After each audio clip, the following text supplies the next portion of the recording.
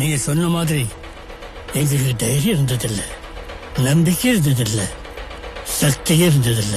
சாவு எங்க மேல குதியாட்டம் போட்டுச்சு. அப்போ குறுக்க நின்றுட்டு இருந்த ஒருத்தன் அந்த மாரியாத்தா முன்னாடி தலையை சீவினால.